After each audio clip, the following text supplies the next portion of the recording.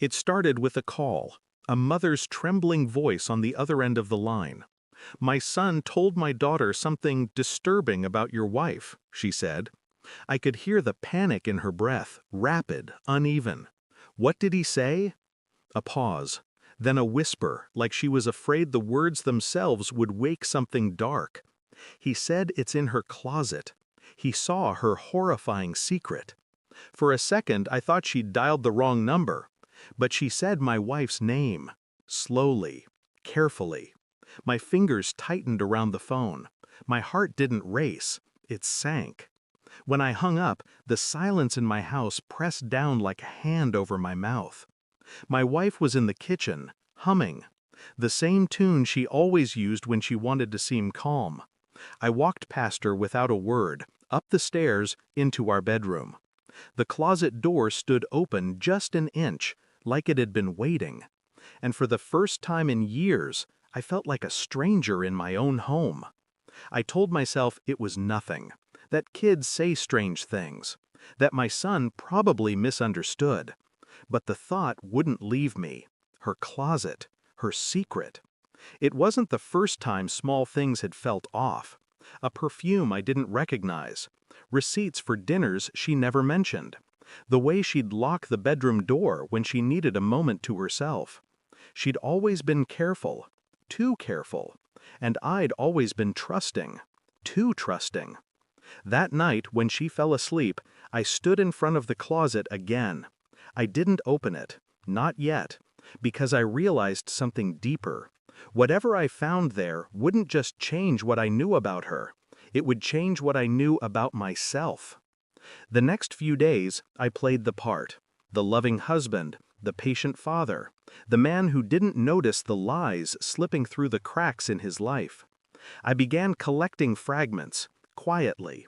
Phone bills, bank statements, deleted photos from her old tablet. I didn't know what I was looking for, only that I'd know it when I saw it. And then, something small but wrong. A folder labeled Work. Inside, pictures. Not of her office, not of colleagues. Private photos. Her in places I'd never been. A hotel mirror. A man's shadow on the bed behind her. I didn't breathe for a full minute. I closed the tablet and stared at the reflection of my own face in the black screen. Still, expressionless. But something behind my eyes had changed. I didn't confront her, not yet. Instead, I watched. Every laugh she faked, every text she hid, every late-night shower that lasted just a little too long. She didn't know she was being studied, measured, weighed for truth. I told my son to never go near her closet again. He nodded, scared by something in my voice. And for the next 7 nights, I barely slept. On the 8th day, I opened the closet. The smell hit first, faint perfume and something metallic beneath it. At the back, behind her dresses, was a small, locked box. I pried it open. Inside, letters. Dozens of them, all from the same man. The dates stretched back years, before our wedding, after our child was born. Each letter carried the same signature. Each one ended with the same promise. One day, he'll find out. I read until my hands stopped shaking. That night, when she came home, I was sitting at the kitchen table, the box beside me, the letters neatly stacked.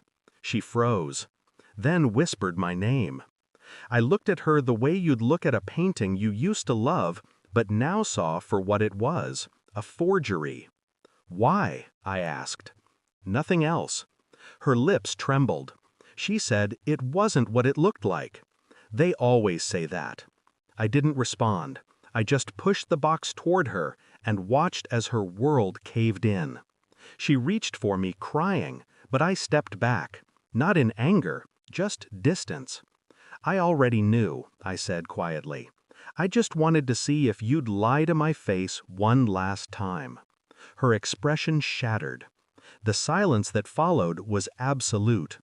I left the box on the table and walked upstairs. She called my name again, but it didn't sound like a plea.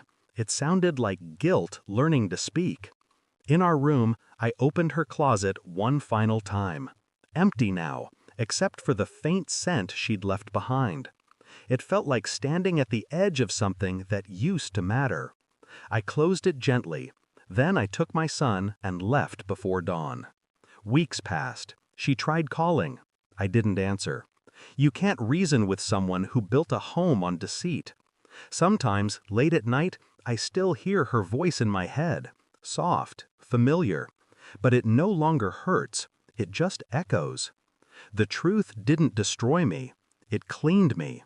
It stripped away the illusion I'd been protecting for years. I'm not angry anymore, just awake. And when I close my eyes, I see that closet door again, slightly open, waiting. This time, I never go back inside. Thanks for watching. Don't forget to like, share, and comment. Subscribe now to Cheating Stories Insight World for more amazing stories.